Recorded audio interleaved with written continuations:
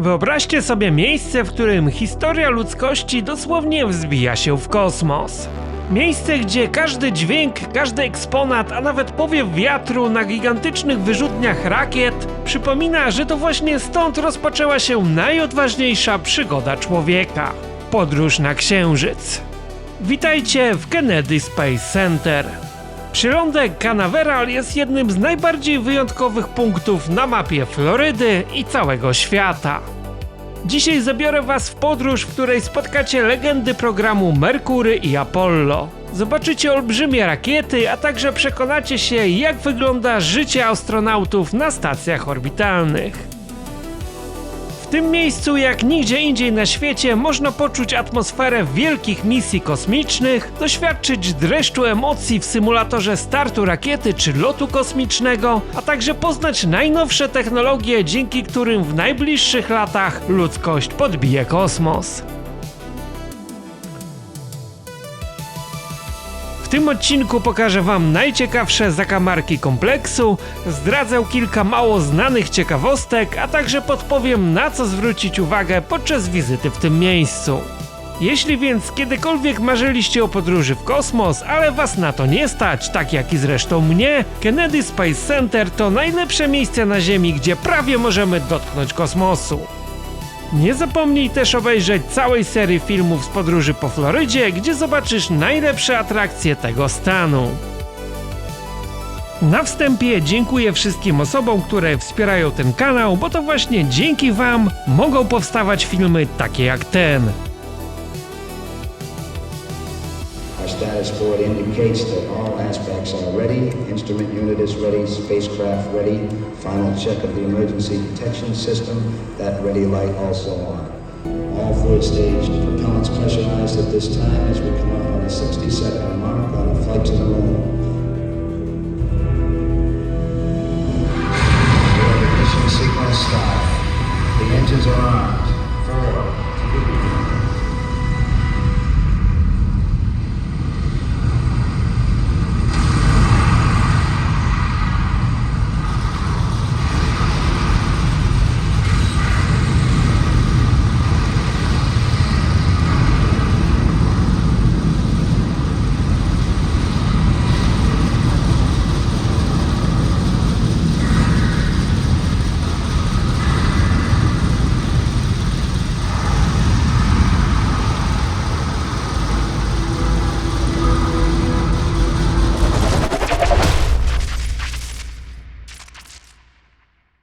Kolejny dzień amerykańskiej przygody. Dziś jedziemy do Kennedy Space Center, czyli Centrum Lotów Kosmicznych na przylądku Canaveral. Jeżeli chodzi o dojazd do tego centrum, to znajduje się ono na wyspie. Prowadzi tutaj kilka mostów, z czego część jest płatnych. Więc jeżeli chcecie tutaj wjechać mostem bezpłatnym, no to należy kierować się na most NASA. I on jest na razie, widzę, jeszcze jak gdyby na ukończeniu, więc być może jak go skończą, to też będzie płatny, ale póki co żadnych tutaj bramek ani poboru opłat elektronicznego nie ma. Wjeżdżamy już do kompleksu. Z daleka widać rakietę potężną, w sumie kilka nawet rakiet. No i oczywiście parking płatny. Amerykanie to uwielbiają zdzierać pieniądze. Pomimo że bilet kosztuje tutaj $85, to jeszcze za parking kasują 15. A co tam, pewnie, nie? Tu jest cennik, $75 plus tax, czyli to wychodzi prawie 85. A jak już chcemy kupić na 2 dni, no to zapłacimy tylko $100. Ponoć da się to pozwiedzać spokojnie w jeden dzień, więc myślę, że się uda. I tutaj mamy jeszcze autobusy, które obwożą po atrakcjach. Dodatkowo można wykupić dodatkowe wycieczki i zapłacić tutaj jeszcze więcej. Zostawić tutaj kilkaset dolców za osobę. Jeśli nie kupiliśmy sobie biletu online, to można tutaj kupić go w automacie. Te zakupione przez stronę chyba wychodzą kilka dolarów taniej. W punkcie informacji turystycznej tuż przed wejściem możemy pobrać sobie bezpłatne mapy i harmonogram wydarzeń każdego dnia. No i do wejścia, pomimo że w zasadzie otworzyli je minutę temu, już jest jakaś mała kolejka. Jest tutaj kontrola bezpieczeństwa jak na lotnisku. Zaraz po wejściu do kompleksu naszym oczom ukazuje się ekspozycja rakiet używanych w różnych programach kosmicznych. No i pierwsze, co mi tu przychodzi do głowy, że one nie są tak wielkie, jak się wydawało w telewizji. Telewizja jak zwykle troszeczkę zakłamuje rzeczywistość i powiększa te obiekty w wysokości powiedzmy 3-piętrowego bloku, no max. Największa z rakiet Saturn ma 68 metrów i jako jedyna nie stoi, tylko jest położona tutaj na wspornikach. Pewnie się boją, żeby jej nie przewrócił na przykład huragan, bo jest to naprawdę ciężki kolos. Pochodzi z lat 70. O ile same rakiety są olbrzymie, to jednak na Ziemię z kosmonautami wraca tylko niewielka część. Można tutaj przymierzyć się w oryginalnych rozmiarach lądowniku. No ja tutaj się ledwo mieszczę, a tutaj musiały wrócić sobie czymś takim 3 osoby. Naprawdę współczuję tych wrażeń. W Kennedy Space Center możemy zapoznać się z całą historią amerykańskiego programu kosmicznego. Warto zaplanować sobie trasę po pawilonach w ten sposób, aby odwiedzić je w chronologicznej kolejności. Zaczynając od hali poświęconej programowi Mercury, który wysłał w kosmos pierwszych amerykańskich astronautów, a następnie przechodząc do programu Gemini, który nauczył Amerykanów manewrowania na orbicie. Pierwsze miejsce, jakie odwiedzamy, to hala herosów i legend. To jest coś w rodzaju kina 4D. No tutaj są oprócz efektów właśnie takich wizualnych. W tej chwili wieje na przykład wiatr, który symuluje start rakiety. No, you couldn't have the thrill down there that we have up here. Passing Madagascar, leaving cow range. Roger, 8. If you run into trouble and the Gina goes wild... As a reminder, we kindly ask that you refrain from the usage of any cell Po prezentacji audiowizualnej przechodzimy do kolejnej sali, gdzie znajduje się rakieta Mercury Atlas. No i tutaj można zobaczyć, jak mało miejsca było w tym lądowniku. W hali znajduje się m.in. Centrum Kontroli Lotów misji Mercury z 1962 roku. No i poza tym jest mnóstwo archiwalnych filmów. Tutaj astronauci wypowiadają się na temat swoich przeżyć. Są gadżety związane z tą misją kosmiczną i mnóstwo ciekawych informacji na temat tego programu kosmicznego. Lądownik Gemini 9A. Tutaj dopiero widać, jak mało miejsca jest w środku. Taka kapsuła wielkości niewielkiego samochodu musiała pomieścić tutaj 2 kosmonautów, którzy mieli dość ograniczone pole manewru. Sala bohaterów i tutaj są wymienieni wszyscy astronauci amerykańskiego programu kosmicznego, którzy polecieli w kosmos. Znajdują się tu również tablice poświęcone astronautom polskiego pochodzenia, np. Karol Bobko. W latach 80. był uczestnikiem 3 misji i Scott Parazyński. Był uczestnikiem aż 5 misji kosmicznych od 1994 do 2007 roku. Kompleks NASA jest olbrzymi, a poszczególne obiekty są oddalone od siebie nawet o kilkadziesiąt kilometrów. Bez specjalnej przepustki jednak nie wjedziemy na jego teren samochodem, więc turyści poruszają się po nim specjalnymi autobusami. Z głównego kompleksu udajemy się teraz do hal, w których realizowany był program Apollo, czyli załogowych misji na Księżyc. W cenie biletu mamy jedną przejażdżkę autobusem do centrum lotów projektu Apollo Saturn V. Znajduje się tam prom kosmiczny, no i przez drogę oglądamy sobie film, który opowiada nam właśnie o tym programie. Dodatkowo kierowca też opowiada coś tam na bieżąco o obiektach, które mijamy po drodze. Of SpaceX's Crew Transportation System. With the success of Demo 2, SpaceX is now regularly sending crews to the ISS. Zanim jednak wejdziemy do głównej hali, w oryginalnej sterowni programu Apollo czeka nas symulacja startu rakiety, podczas której całe pomieszczenie telepie się jak podczas trzęsienia Ziemi. Final look at the switch list aboard the spacecraft. 20 seconds, all aspects, we are still go at this time. 15, 14, 13, 12, 11, 10, 9. We have ignition sequence start. The engines are on. 4, 3.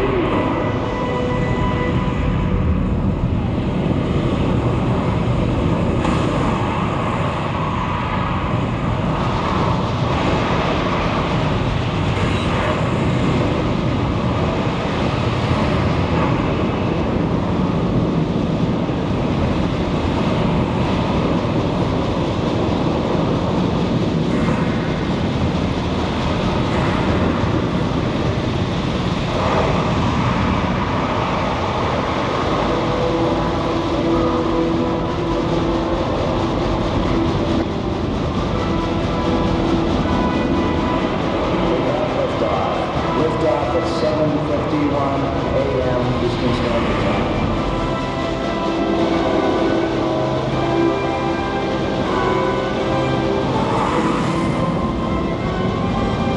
We have cleared the tower.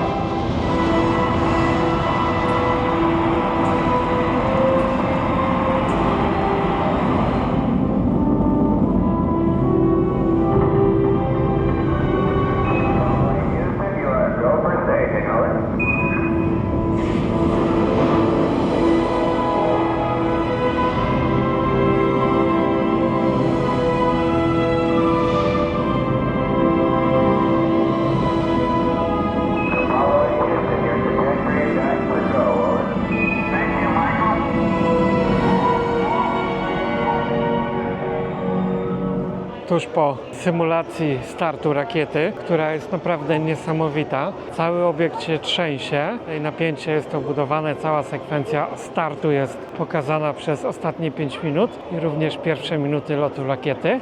I następnie przechodzimy do olbrzymiej hali, w której znajduje się rakieta Saturn. Oryginalna rakieta, 3-członowa i to robi naprawdę potężne wrażenie. Jest to największa rakieta, jaka została użyta do misji załogowych na Księżyc. I ogólnie to wszystko znajduje się w budynku, który swego czasu był największym budynkiem na Ziemi. Teraz zbudowano już większe, ale i tak robi on naprawdę potężne wrażenie. W tej hali znajdziemy jeszcze mnóstwo ciekawych artefaktów, oryginalne kombinezony kosmiczne, które były używane w misji Apollo. Właśnie wiele z nich było na Księżycu i powróciły sobie tutaj na Ziemię, aby dzisiaj cieszyć oko w muzeum. Mamy tutaj też łaziki księżycowe, mamy lądownik księżycowy, który lądował na Księżycu. Przedmioty osobiste, które należały do astronautów i zabrali je ze sobą na Księżyc bądź w przestrzeń kosmiczną. Jest też sporo kamieni, skał księżycowych i co ciekawe, jedną z nich możemy sobie własnoręcznie dotknąć. Możemy też zajrzeć do wnętrza lądownika. Oczywiście jest to taka rekonstrukcja, ale możemy zobaczyć, jak to wyglądało, jak wyglądał też moduł dowodzenia. To wszystko jest przygotowane oczywiście w amerykańskim stylu z wielkim rozmachem. No nie ma się tutaj do czego przyczepić. Jest to chyba jedyna okazja na świecie, aby dotknąć sobie kawałka Księżyca. Na końcu hali znajduje się też Astrovan, czyli pojazd, w którym wożeni byli astronauci z centrum badawczego wprost do rakiety. Można zajrzeć do środka, jak na tamte czasy, klimatyzacja, zasłonki, całkiem komfortowe warunki. Przemierzamy teraz drogę, jaką przemierzali astronauci, idąc wprost do startującej rakiety. Przeszliśmy przez śluzę, która odkaża nas z bakterii i tutaj było wejście do lądownika rakiety.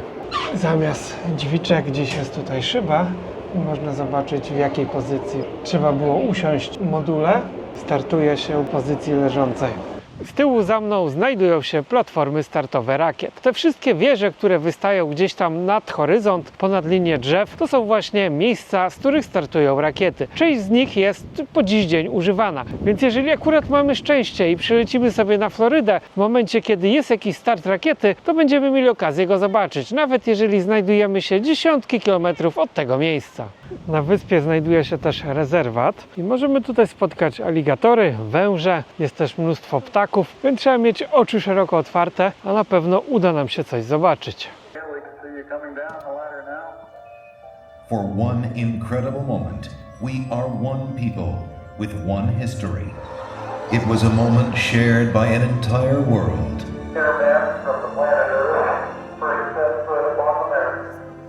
Po powrocie z kompleksu programu Apollo udajemy się do hali z ekspozycją wahadłowców, które przez lata budowały i zaopatrywały międzynarodowe stacje kosmiczne. Flagi wszystkich krajów, z których kosmonauci uczestniczyli w programie kosmicznym stacji orbitalnej. Pokażę Wam teraz ekspozycję dotyczącą programu Atlantis. Tutaj przed samym wejściem jest rakieta nośna z olbrzymim zbiornikiem paliwa. Do tego był przytwierdzony prom. Rakieta wynosiła prom na orbitę. Prom odpadał, a to gdzieś spadało do morza. Prom wykonywał swoją misję, po czym wracał na Ziemię i lądował na lotnisku prawie jak zwykły samolot.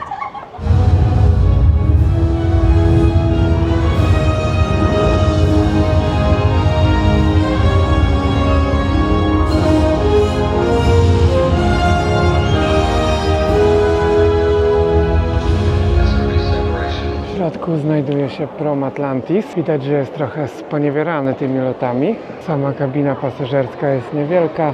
Większą część zajmuje moduł ładunkowy. Tutaj były wywożone na orbitę różne urządzenia, zaopatrzenie dla stacji kosmicznej i na końcu moduł silnikowy.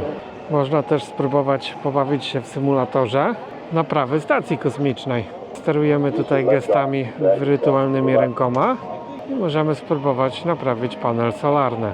Racje żywnościowe kosmonautów, jak widać, wielkie nie były. I co oni tutaj jedli? Orzeszki, suszone mięso, M&M'sy, masło orzechowe, ser, fasola. Takie proste po prostu rzeczy, aby przeżyć i nabrać kalorii. Mamy tutaj też niepowtarzalną możliwość zasiąść za sterami symulatora w zasadzie promu kosmicznego Atlantis. Można sobie coś tutaj poprzełączać. No to wszystko jest oczywiście atrapą, ale innej takiej okazji chyba nie będzie. Można poczuć się też jak prawdziwy astronauta, zjeżdżając na zjeżdżalni. Jako że do promów nikt schodów nie podstawiał, idę teraz na symulator lotu w kosmos. Nie wiem, co to będzie. Nie trzeba nawet czekać na tę atrakcję, czyli chyba nie ma za dużo chętnych. No ale w sumie nigdzie nie przeżyjemy czegoś takiego, więc trzeba spróbować. No chyba grzech by było nie skorzystać, jak się zapłaciło tyle dolców za bilet. I'll start your clock at say 4 hours before the.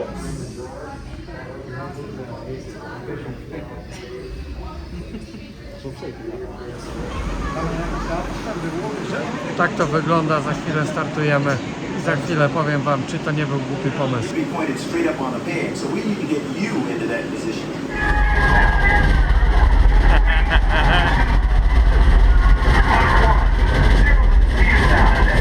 And who knows? Maybe one day you will fly with us.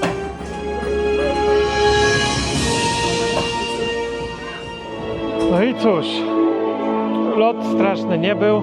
Więcej wrażeń dostarcza stary ukraiński tramwaj. Jeżeli tak wyglądają loty w kosmos, to mogę latać co tydzień.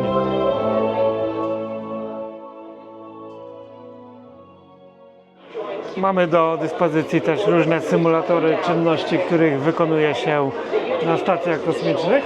Tutaj akurat znajduje się symulator napraw, więc można się pobawić przełącznikami i coś naprawić na przykład. Są też symulatory dokowania, czyli jak sobie przylecimy już takim promem, no to trzeba się podłączyć do tej stacji. Symulator lotu też, symulator lądowania, to myślę, że będzie najciekawsze. Można sobie polatać promem. Zawsze zastanawiało mnie, jak wypróżniają się w kosmosie. I proszę, oto jest kosmiczna toaleta. Dużo jakichś rurek, może się coś tutaj unieść na przykład do góry, bo jest stanie ważkości. No i też widać, że jest dużo poduszek, żeby się tutaj nie poobijać podczas czynności defekacyjnych.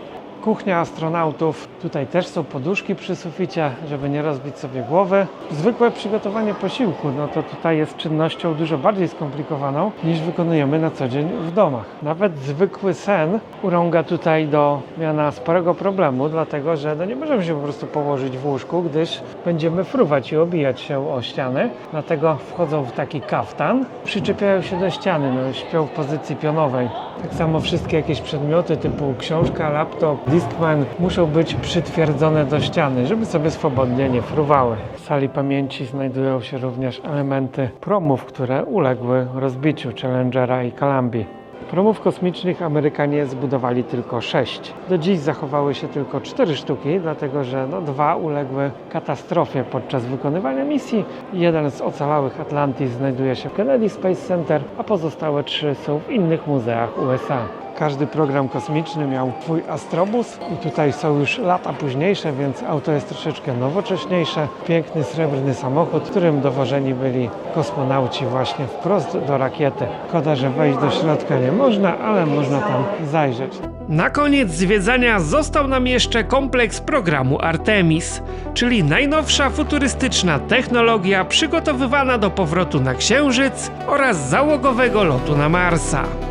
Eksperymentalny pojazd, który został stworzony do jazdy po Marsie, więc może kiedyś go tam wyślą. Teraz oczywiście przystrojone świąteczną dekoracją, jak wszystko w USA. I zwróćcie uwagę na opony. Nie są one wypełnione żadnym powietrzem ani jakimś innym gazem, tylko puste w środku. Osobna hala poświęcona jest misji na Marsa, że już od lat jest ona przygotowywana, pomimo że jeszcze nie udało się tam oczywiście dotrzeć, ale już pewne sprzęty widać są gotowe. Kosmonauci już też od lat ćwiczą nadchodzącą podróż.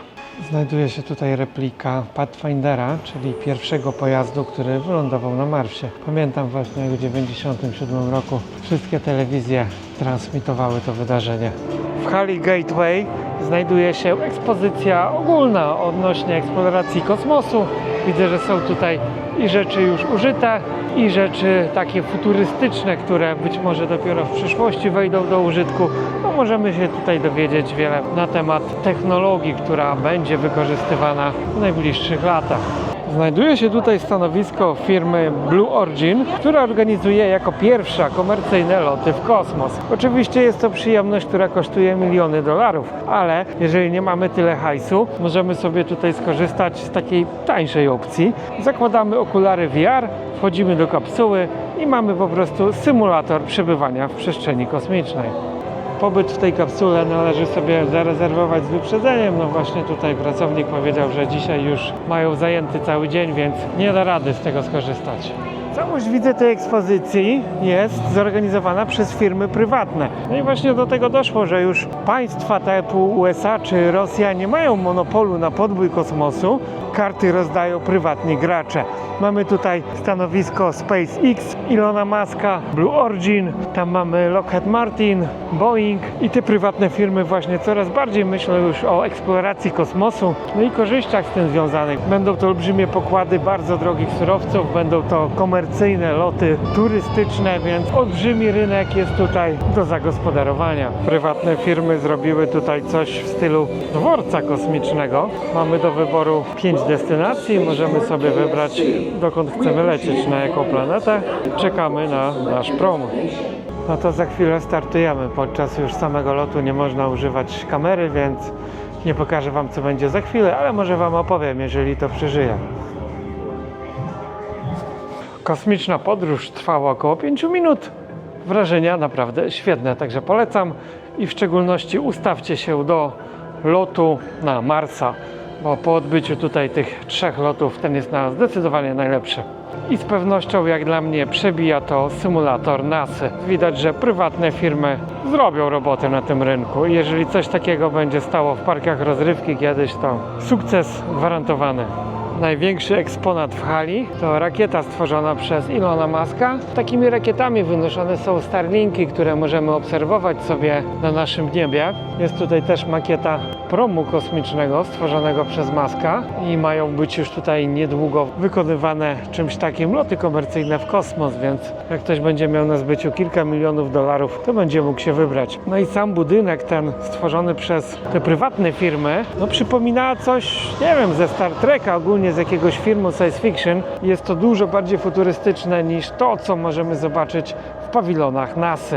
Jednak wizjonerstwo takich gości jak Musk naprawdę popchnie chyba tą dziedzinę wreszcie do przodu eksploracji kosmosu, bo rządy USA czy Rosji skupiają się na wojnie, militaryzacji i tak dalej, a kosmos czeka na odkrycie. Kapsuła od Boeinga, Starline, ewidentnie dużo bardziej komfortowa niż te ze starych programów NASA, a tutaj kapsuła kosmiczna SpaceX od Ilona Muska. Ta akurat była w kosmosie i widać, że nieźle ją tu sponiewierało na powrocie. Podczas wejścia w atmosferę działają właśnie bardzo duże siły, no i to jest najtrudniejszy moment misji kosmicznej. Najwięcej katastrof się wydarzyło w tym czasie.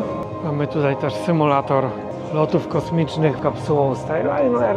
Nowoczesne kombinezony prywatnych firm też są dużo mniejsze i na pewno lżejsze w porównaniu z tymi z NASA. A tutaj mamy makietę modułu stacji kosmicznej. No niestety jest to tylko makieta i to taka nie dość wierna. Nie można sobie tu na przykład otworzyć szuflady, gdzie przechowywana jest żywność, ale już kapsuły są do spania widać nowocześniejsze niż te używane w programie Apollo. Można to porównać do jakiegoś takiego hotelu kapsułowego. No i tutaj przejście do kolejnego modułu, gdyby był podłączony. A tutaj mamy różne narzędzia badawcze. Można tutaj badać próbki pobrane z Księżyca czy Marsa, przechowywać różne dziwne odczynniki. Tu jest drukarka 3D, a tutaj hodowla roślin. Oczywiście podczas podróży na Marsa trzeba będzie produkować żywność. I kosmiczny skafander od Ilona Muska. Całkiem stylowy, można by było iść w nim nawet na bal przebrańców. Makieta modułu kosmicznego ze stacji Sierra. Fajnie to wygląda, bo nie trzeba mieć tutaj schodów w ogóle, bo można sobie latać. 8 godzin strzeliło nawet nie wiem kiedy. Podsumowując, zapewne warto odwiedzić to miejsce, bo jest to jedno z niewielu na świecie, a na pewno to najsłynniejsze. Tutaj możemy zobaczyć unikatowe rzeczy, jakich nie zobaczymy nigdzie indziej, oraz doświadczyć lotu w kosmos. Przynajmniej na razie jest to możliwe wyłącznie tutaj. Czy jeden dzień wystarczy na skorzystanie ze wszystkich atrakcji? W zasadzie to się udało, ale gdybym jeszcze chciał iść na poszczególne seanse w kinie IMAX, które sobie odpuściłem, no to jeden dzień byłoby za mało. Jest też strefa dla dzieci z jakimiś różnymi grami, ale jeżeli przyjedziecie tutaj z dziećmi i wsiąkną one tam na 2 godziny, tak nie starczy czasu, żeby zobaczyć to wszystko. Jest to wszystko tak zaplanowane, żeby tych ludzi tutaj troszkę przetrzymać przy tych atrakcjach, żeby zeszło jak najwięcej czasu. Jeżeli zaś pójdziemy do knajpy, jakieś obiady, kolacje, no to również tego czasu nam zbraknie, więc trzeba się sprężyć, wziąć sobie żarcie w plecak i zwiedzić wszystko w jeden dzień od A do Z. Da się jak najbardziej. Nie wykupujcie dodatkowych wycieczek na jeden dzień, no bo wtedy niestety, ale czasu tego nam zbraknie. Jeżeli chcemy zwiedzić cały kompleks Canaveral, musimy poświęcić na to co najmniej 2 dni. Miejsce przypomina to mi bardziej duży park rozrywki niż port kosmiczny, no ale tak działają Amerykanie. Jest tutaj mnóstwo sklepów z pamiątkami, mnóstwo knajp, w zasadzie chyba 50% terenu to są jakieś knajpy, restauracje i Amerykanie siedzą w nich naprawdę godzinami, więc nie wiem po co oni tutaj przyjechali, ale możemy kupić tutaj unikalne gadżety z logiem NASA i z logotypami programów kosmicznych. Jest to niesamowita gratka dla fanów kosmosu i ogólnie fanów jakichś oryginalnych rzeczy, którymi możemy zaszpanować przed znajomymi. Na każdym kroku też są tutaj fotografowie, robią nam zdjęcia, dostajemy kod QR i później możemy sobie to zdjęcie odebrać oczywiście za grube dolary. I wkleją naszą facjatę na przykład w stację kosmiczną czy w kombinezon astronauty. Oczywiście nie wszystko dało się tutaj nagrać, bo te atrakcje audiowizualne kina 5-7D, nie wiem ile tam było tego D, nijak nie szło tego nagrać, więc musicie to zobaczyć, przeżyć sami, jeżeli chcecie tu przyjechać. I wrażenia są naprawdę świetne, myślę, że to były dobrze wydane pieniądze, bo w Europie czegoś takiego na pewno nie dostaniemy. Jeszcze bym zapomniał, więc dodam na koniec, jest tutaj możliwość porozmawiania z prawdziwym astronautą, który był w kosmosie. Codziennie są takie spotkania, trzeba sobie tylko zobaczyć terminarz, no i możemy kupić sobie zdjęcie od takiego astronauty z autografem za jedyne $10. Więc myślę, że dla fanów kosmosu to jest naprawdę super okazja.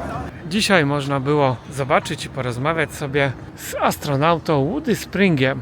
Zdjęcia na miejscu, żeby nam wydrukowali, to $22 za zdjęcie z astronautą. A jak chcemy sobie pogadać z astronautą, który był w kosmosie, to musimy zapłacić $50, a za dziecko 35. Można się tutaj umówić na trening przygotowawczy do misji na Marsa. Trwa to 5 godzin, a kosztuje tylko $200. Wrażenia na pewno bezcenne. Dziękuję za dotrwanie do końca filmu i zapraszam do obejrzenia pozostałych odcinków z amerykańskiej serii, a na koniec możesz podzielić się wrażeniami w komentarzu i zostawić łapkę w górę dla zasięgu. Do zobaczenia w kolejnych filmach, cześć!